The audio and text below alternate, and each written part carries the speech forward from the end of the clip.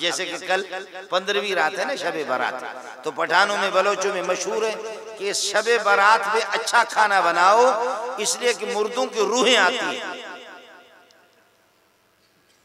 ऐसा नहीं आपका तो मुझे पता नहीं, हमारे बलोचों में इस तरह, मैं अपने बलोचों की बात करूंगा, सिंधियों की बात करूंगा, आपके पठानों का कोई मालूम नहीं। मुर्दों की रूहें आती है, अच्छा खाना बनाओ।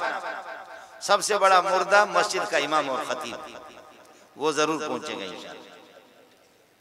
सबसे बड़ा मुर्दा वही।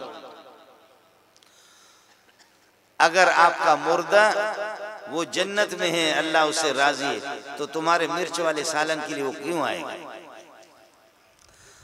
और अगर वो बेगैरत जहन्नम में है, अल्लाह उससे नाराज है, उसको छुट्टी कौन देगा कि तुम्हारे पास आ जाए? समझ में नहीं है? मजा है मौलूद का। 360 दिन है पूरे साल के अंदर। कभी अब्दुल कादिर जेलानी पैदा हुआ है, फिलाने तारीख पे इंतकाल हुआ है। हजरत इब्राहिम अदहम वो फिलान तारीख पे पैदा हुआ, फिलान तारीख पे इंतकाल हो गया। फिलाने सहाबी फिलान तारीख पे पैदा हुआ, फिलान पे इंतकाल हो गया।